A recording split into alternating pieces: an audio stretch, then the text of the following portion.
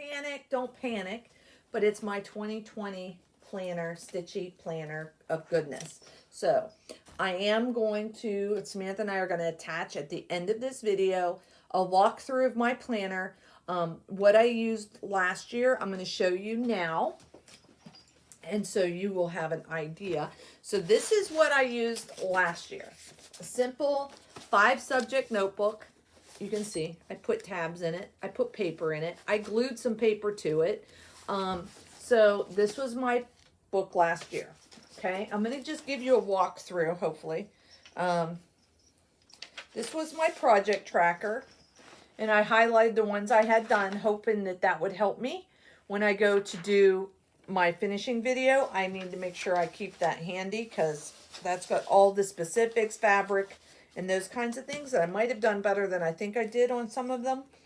I have some maps that I picked up. But anyway, 2019, just to give you a quick flip through, I started making my master list, and when I highlighted when I finished. So I do have a lot of finishes.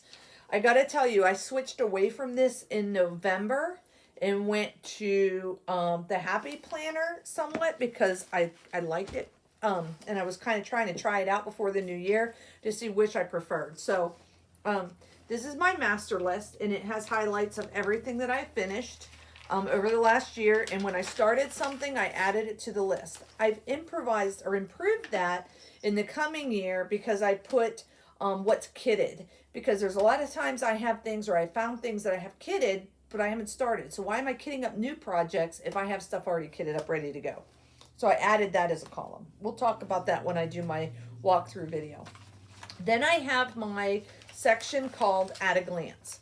And I got to tell you, Sammy J from Virtual Stitchers has been a big proponent of how I've been tracking, because I've watched a lot of her videos. I saw her walkthrough of her 2018, and I thought, wow, that's fantastic. I never thought to do that. So that's why I started the notebook, and so I'm looking forward to 2019. So Sammy J Stitches is a big influence into how I'm tracking things. So At a Glance. This is something, pages I taped in. So this is my own code. These are my whips that I worked on. This would have been, I don't know, January 2019. So those are the whips that I worked on. When I have it colored in green, those are the days I worked on it. So I have the whips here. I have the dates of the month across the top. And then I colored it with a green pencil when I worked on it. If it's red, that means I finished it. So there's a finish on that page. If it's blue, it means I started it. So that was my color code. So if that gives you an idea. And I did that every month. There's days that I have no stitching in. But for the most part, I stitch every day. So that just is At a Glance. I hope that helps to kind of give you some insight as to what I did. And I glued that into my notebook. Every month had its own page. And I just wrote in what projects I worked on. So I could see at a glance what was taking my time for that month. What did I spend my most time on? Some things were just because I needed it for a challenge piece, and that's what I threw in there. And they never made it to the list unless I actually put stitches on it. I did, at one point I must have started totaling up my stitches.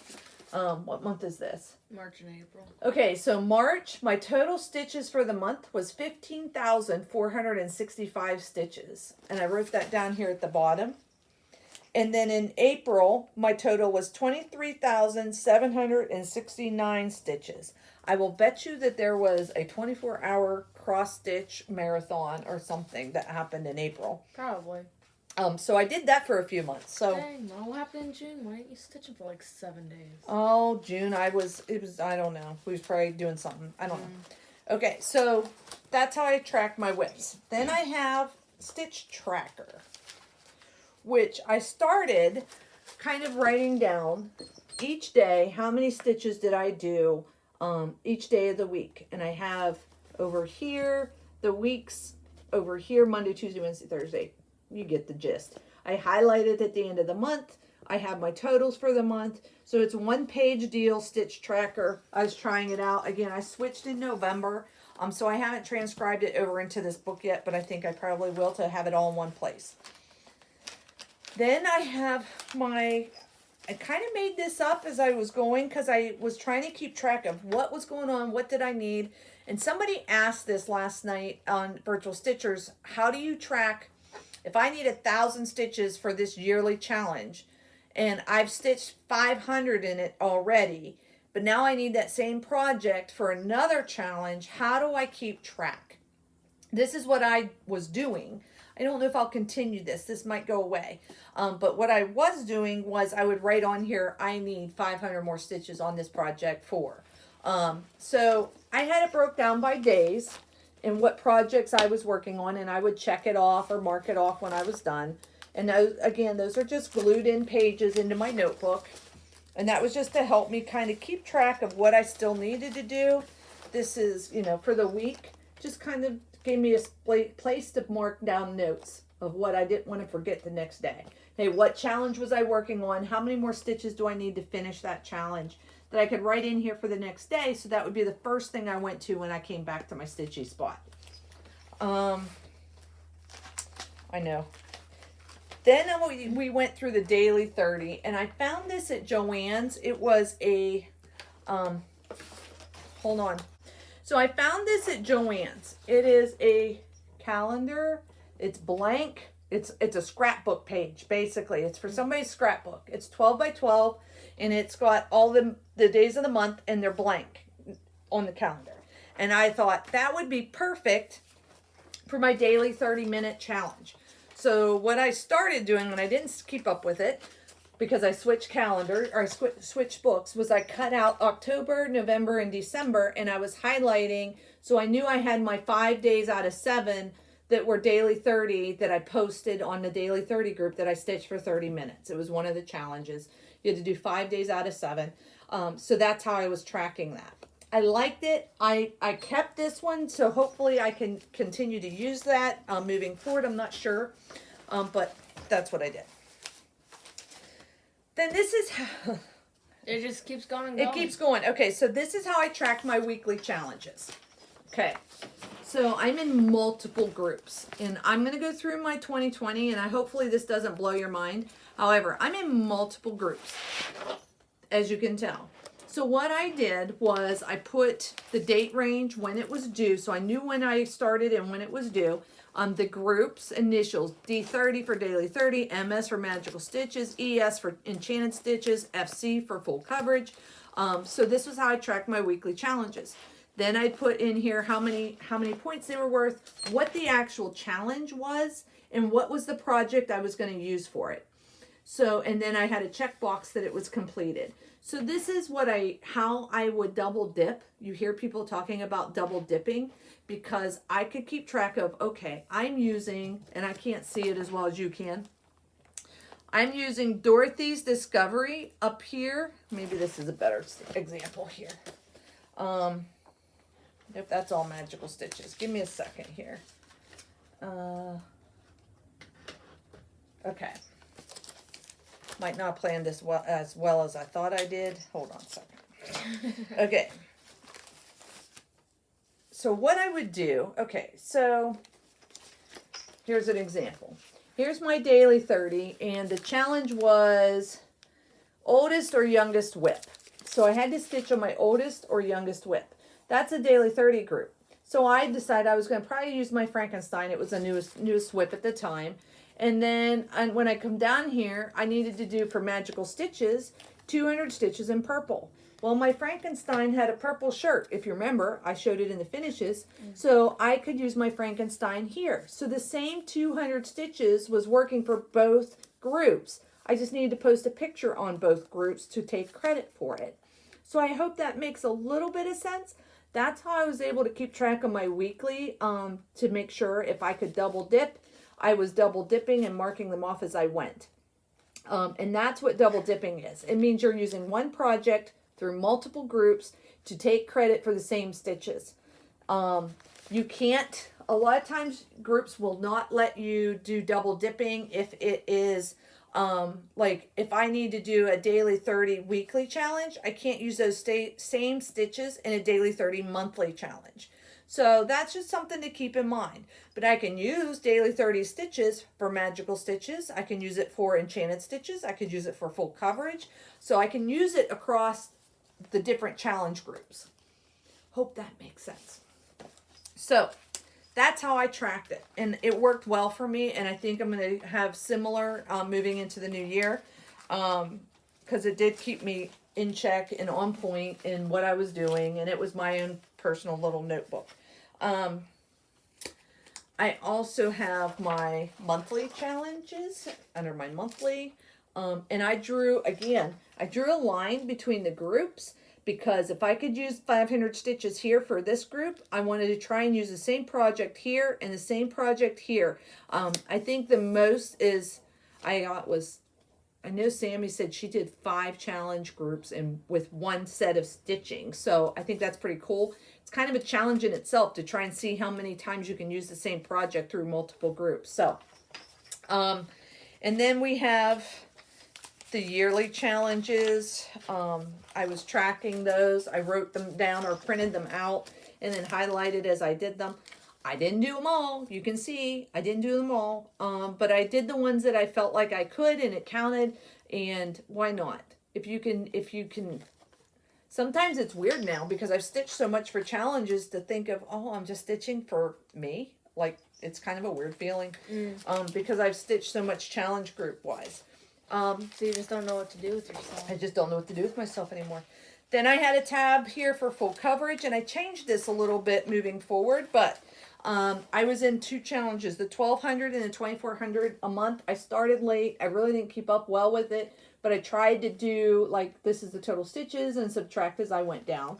And I was in the semi-sane group. And this is how I kind of kept track of my Monopoly Go board. So my Monopoly board is how says, yeah, the Stitchopoly challenge that they did, because I was trying to keep track, because once you got 3 or you finished your set, you got a free spin or something. I don't know. A couple stitches off. Yeah, a couple stitches, like 100 stitches off your next spin, something like that. So I was trying to keep track of that. So that's how I did Stitchopoly. And I think that's really it. Okay, hi everyone. So this is a walkthrough of my journal. This is 2020 stitching journal, and I have my happy planner. The reason why I'm using a happy planner this year is because I found with my notebook, I had a lot of extra pages in some places. In some places, it wasn't extra pages. It was I ran out of pages. So the happy planner allows me to add and take away pages if I need to. So we open it up with my stitching journal. My day is not complete until needle, thread, and fabric meet. Stitching your stress away. It's got the 2020 and 2021 calendar. One of the things I'm also utilizing, this is the 2020 every month, and it has each day of the month. And so what I've already started doing was going back and looking at projects I still had as whips when I started them. And so I wrote them on that day. I started them, as you can see, May. I have some 5 starts still sitting there from Mania last year. June was not a busy month. I didn't start a lot in June. Or if I started it, I already finished it. So what I've done is I started putting those in so that this year, as I'm going through, this is the first place I'm going to look. Home is where needlework, I wrote, is where needlework hangs. That's one of the projects I started on May 1st last year, 2019. So on May 1st this year, I'm going to do some stitches on that project if it's still open. So that's what I'm going to utilize this for. November 1st, I started Phantom of the Opera. So I will make sure on their anniversary, I'm going to stitch on that project. So hopefully that makes sense. I also have my master list. I know this is kind of sideways. So this is what I was talking about. So here's my project name. Shores of Hawk Run Hollow. Designer is Carriage House. if I knew the kit date. But this was started in October 2018. And I have a sewing machine that was started in December of 2018. Those are my only 2018s that are still left. The rest of these are from 2019. I don't have it completely filled out. I'm still working on it. Again, this is something that I got from Sammy J Stitches, and I'm utilizing her templates, and it's working well for me. I started going through projects I had kitted, like the Nut House from Waxing Moon Design. I have it kitted since 2019, but I haven't started it yet. So that may be something that I would go to first if I need a project for something, or I just want some smaller project to work on. I'm going to go with what I already have kitted up and haven't started, or a project that's already started that I haven't finished. So hopefully Samantha's holding this camera really still for you, and you're seeing what you need to see. So that's my master list. And again, it's still a work in progress. I'm still adding to it. I have a lot of things kitted, as you can see as my list grows, that has not been started yet. Okay. Then I added a plan on it tab. This is, you can write on this with a erasable marker if you wanted. I just thought it would be a good thing to have something on hand. I can put sticky notes on there if I need to. And then we have our yearly stitch tracker for 2020. This is the month, each month across the top with the days down the side, totals, and the average stitches. This again is something that Sammy J Stitches utilized this past year, and I liked it, so I am using her project as well. Then we have, this is like a year at a glance. It's an older version of what she had that she shared with me. So a year at a glance finishes. Wait a minute, is that a year at a glance starts? Yeah, a year at a glance starts. So what you do is it's got the days of the month down the side, your months across the top. And if you start something, you mark it. So this will let you know what months you had the most starts in and what your total was. So you know what your busy month is. It also has a year at a glance finishes. So it's not putting what the projects are. It's just putting what you're working on and what you finished in that month. So you may have a really good month, like Sammy's having 17 in December finishes so far. Okay. Then we have, this is melded with my 24-hour cross stitch. So this is 24-hour cross stitch finishes, and I'm not going to show you everything of hers because I don't know what she is sharing and what she's not, so I'm going to pass through there. This is my pop-up tab because I do a lot of pop-up challenges, and so I just have some notebook pages in here, so if I need to take notes, write down what stitches I need, that kind of thing, it's there. Then I have my Whip Go board, and I made that into a tab of its own, and this is actually recycled. If you see from my Happy Planner back, I just drew it on the front. I've added some different prizes. Pink, if I pink it out, that means my goal was met. If it's called but the goal was not met, I'm going to do it in yellow. So if I meet a goal and I still have time, I'm going to go back to the ones that are in yellow and see if I can finish those, so I can get pink. So pink means that I've met it in my first prize. Once I get my first Whip Go, is going to be the Kit Up Museum Shelf by Amy Stewart. So this is just a plain notebook page that I added back here in case I wanted to take any notes. 24-hour cross stitch is doing a year-long ABC challenge. They are also as semi-sane, so I thought this would be a good way to keep me in check as to what my projects are through the alphabet. So this is Full Coverage Fanatics, the National Parks Challenge, and I'm doing mine. This is Sammy J, like I said, made all these templates. It's just I printed it, I cut it to size and put it in here. I printed it in 84% is what she recommended. However, what I'm doing for my national parks, you have to do 4,000 stitches for each park. And by the end of it, you're going to have a lot of stitches because there's 5 different tiers.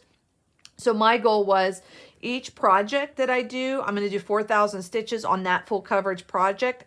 4,000 stitches, move on to the next one so that I can touch all of my different full coverage pieces that I have and make progress on them. And then rotate back through again. So that's what my plan is. That's a yearly challenge for Full Coverage Fanatics. And if I skip some pages, it's because I don't know that it's free for anybody to see. Then I have Magical Stitching Challenge, and this is the part 1 of the resorts. You doing okay, Samantha? My arms are so sore. Okay.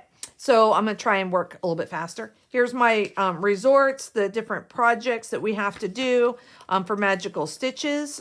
And again, these sheets are all on. This is to travel to the different places, and it's starting from the headmistress's home, how many stitches you need, how many points it's worth, what have you. If you want to add things to your Disneyland, like a golf course, it's in here. Water parks, it's in there. Then they have a challenge called Read It or Stitch It.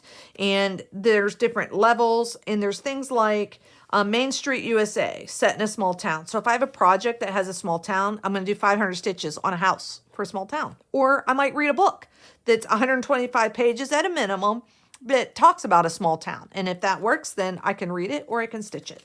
So that's the Read It or Stitch It challenge.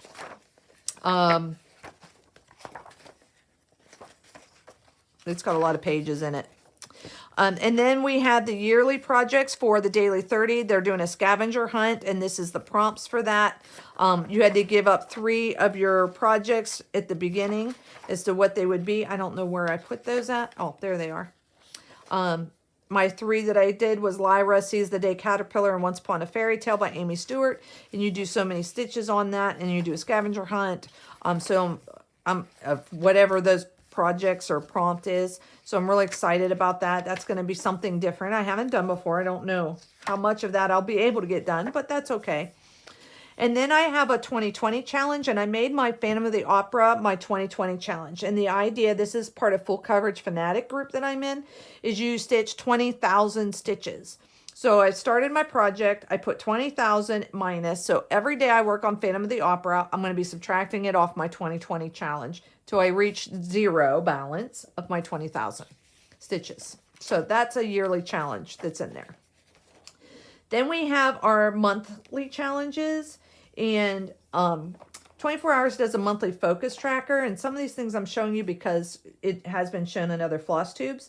But each month there's 2 spots for projects that you're going to work on. As you can see, I've got a year of starts ahead of me because there's a lot of projects I'm starting. So a lot of these have been stitch-alongs and items within 24 hours, I'm sorry, in virtual stitchers that we've been talking about. So I'm making those my focus pieces for the year. We also have from Semi Sane, they're going around the world and they have challenges. So this, again, this is from Sammy J Stitches.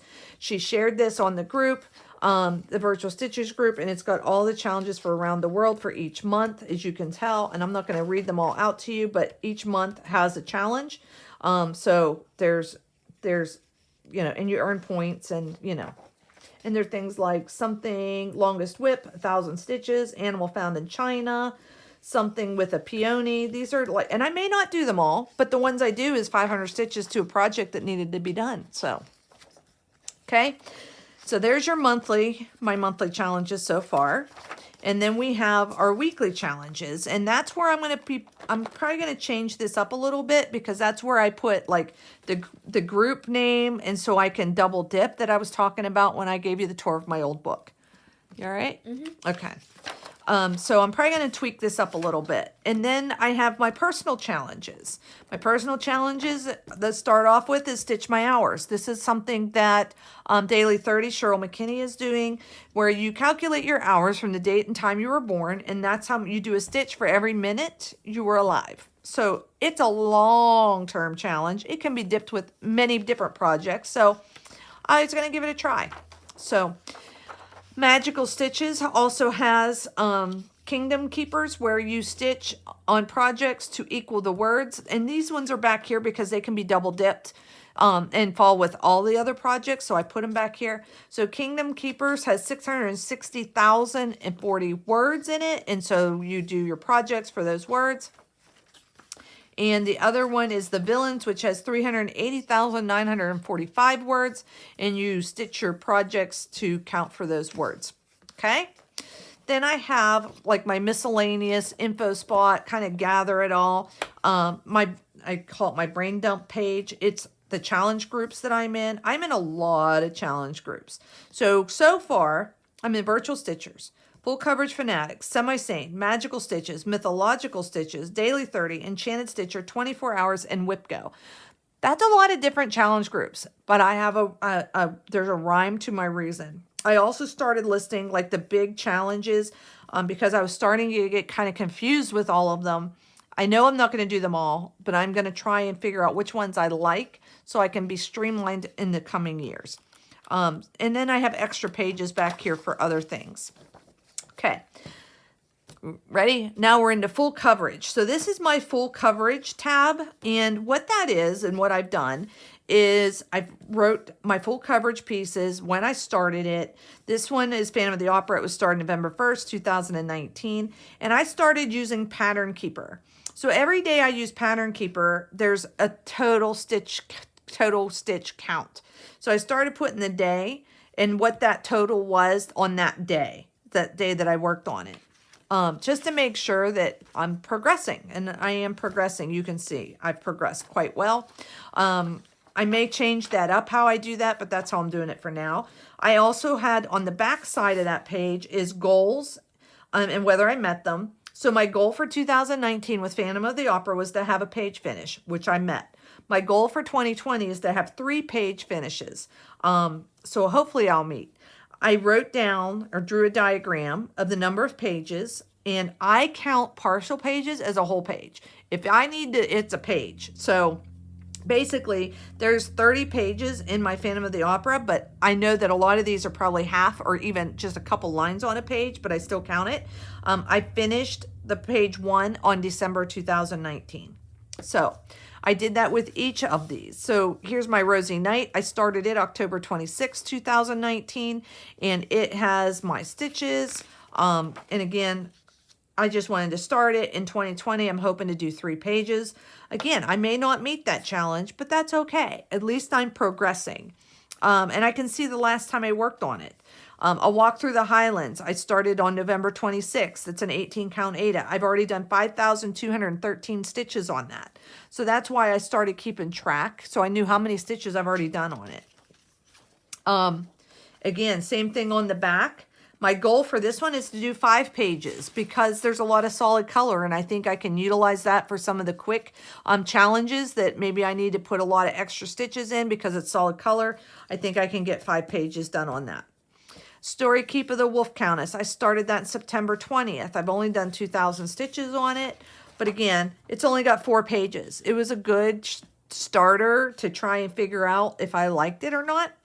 And then I have Lyra. I will be starting this one December 25th this year. And the reason is it was a gift. It was my first rack from Isabel when we had Heaven and Earth sale. She racked this to me and she sent me the paper copy that she had. And so I've been watching her stitch hers and I just love it. So I'm looking forward to starting mine. And because it was a gift, I'm doing that December 25th of this year in honor of that gift. And my goal for the year for her is 3 pages finished. See a trend? Then we have Twin Towers. I'll be starting this January 15th. It is an Artisy full coverage, and it is the New York Twin Towers. I plan on getting that one done. It's 15 pages. I just want to start it. We have Once Upon a Fairy Tale, Max Color and Supersized, and I am planning on starting that January 1st as a new year, new start. And this is my red dress. By the way, this Once Upon a Fairy Tale Max Size Max Color has 118 pages. It is going to take me a lifetime. I know it's a lifetime project. I've been seeing other people stitch it. I'm really excited about how it's turning out. So I'm excited to get started on it. Once Upon a Fairy Tale, this is the red dress style I plan on starting in February. That one only has 72 pages. I don't know, But again, some of these pages are partial, so don't panic. Moon Hair is going to be an April start because a couple of us thought because of Easter we're going to start a rabbit Moon Hair in Semi-Sane. It's only 16 pages, so hopefully we'll get that started this year. Then I have a blank section I haven't designated yet. I'm not sure what it'll be, but it's got some just plain notebook paper in here. And the reason I like this is, look, I can take this out and I can just pop it back in. It's a disc system and it goes back in. So I can move this wherever I want it. I might have some more papers that I need to do more full coverages on. Okay, then we're going to roll into my calendar. So the rest of this is really calendars. I'm not going through it all. I'm just going to show you January. So when we get to our January tab, okay, so the front half of this is challenges. This back half is my calendar. So when you open it up, you have your month view. I can have notes over here if there's things I want to work on. I've started plugging in stitch alongs, and because this is a leap year, Virtual Stitchers is doing on the 29th of every month a new start, new leap into the new year. So the 29th of each month, I have a start planned, and it's going to be pulled off of one of my kitted projects. I'm going to start that on the 29th of each month. We are doing Hey Hey Hey a Saturday or a Sunday of each month. There's a Connie G Design Sal on the 10th. Hawk Run Hollow Sal is starting on the 1st. I have a Hawk Run piece, Shorts of Hawk Run Hollow, already in progress. I'm probably going to just do an hour or two on that because I want to do my Once Upon a Fairy Tale start on January 1st. Joni's Artisy Sal, that's where I'm doing Twin Towers. On the 20th of each month, Virtual Stitchers does a Stitchers Unite.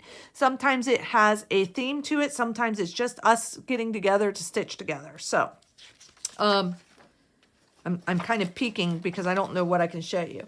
So the next page is my 3 top priorities, what I'm thankful for, a note to myself. Check it off. I wrote Flosstube video. My monthly goals are page finishes and challenges met. I want to kit up before February, Once Upon a Fairy Tale dress, because I don't have that kitted up yet. And then I have over here, part of this calendar is your monthly habit trackers. So my habits that I put in was to stitch today, meet a challenge, and read for 30 minutes. So that's my 3 challenges that I'm going to be tracking, I think. And then it's got a little monthly view so you can mark off the month as you go along and you know what day you're on. Top priorities, it may be, that may change and evolve. So I haven't put anything in there yet. I can't show you that page. So there is the acrostics 24-hour acrostic challenge, because I did purchase her planner. I do have every month I have their acrostic challenge, but I'm not going to show you that, so I'm flipping that page. I also have in there the monthly whip tracker. If you remember this from my old book, this is adapted to that, where you put your whip and you color in the dates that you worked on it. So this is the first 17 days of the month for January. I already know I'm going to be doing Once Upon a Fairy Tale, Shores of Hawk Run Hollow, Twin Towers. Those are set. I know I'm going to be working on those, so I went ahead and pre-wrote those so I could show you. And then on the back side is the rest of the month. Through the 31st, my whip. So I could split my month in half as to what I worked on. The other thing I put in here, and I'm kind of moving this around, I'm not making anybody dizzy, I hope, is my challenge groups. So I made this for every challenge group I'm in. I did one sheet, and this is where I want to track. Like, this is January. So my daily 30, my magical stitches, full coverage fanatic, semi-sane, mythological, enchanted stitchers, 24 hours. I have every day of the month, and what I want to do is I'm trying to track if, one, I participated that day, and did I do a yearly or a monthly or a weekly or a pop-up challenge. So I have like a Y, an M, a W, and a P, respectively. And then I have down here top group participation. So which group did I participate in the most that month, and what was my favorite challenge? I wanted to do this is because I am in so many challenge groups, because I just don't want to be excluded. I want to join and do all the things, but I have it because I want to see which ones am I truly enjoying, which ones am I, which challenges do I seem to like or gear towards? Do I do more yearly challenges? Am I doing more monthly challenges, or am I doing more weekly challenges? So that helps me to kind of focus as the year progresses. What do I need to be doing? What am I enjoying the most out of these challenge groups? So it's kind of my little notes per se for each group. Excuse me. Sorry. So that's something I did. I'm going to grab a quick drink real quick, because I got a tickle in my throat. Okay. And then part of this book is daily tasks. So on this side and on this side, let's see if I can show you. Okay. We have daily tasks. This is part of the planner that I purchased. This is how the planner layout was. I've used this before and wrote down what the challenges were for the week, and then I just checked it off as I did them. So that may be something I do with this. I haven't, planned it all out, but that's kind of my plan currently, is to, as the homeworks come out, I might just put a little quick snippet so I know exactly where I'm at with that homework. I don't know yet. more to come, but it's there. And then you have a note section in the back. So, and then we're rolling into February. February 1st, we're starting Cinnamon Stars as a SAL. I have a Hey Hey Hey on Sunday, so I'll be working on one of my Hades that day.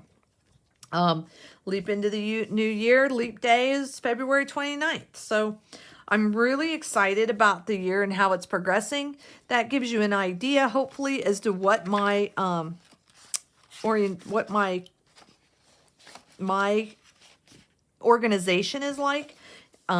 Those daily tasks I can always write on the back side if I need to take notes, if I'm writing down stitch numbers or something. I just think that this is a great way to get myself organized. I have a don't forget box, so if there's something coming up in the next month, I want to make sure I write it down so I don't forget. If there's something, yeah, don't forget. And then I have a note section, so I can use this also as my journaling. I can write in here, you know, what was my day that day?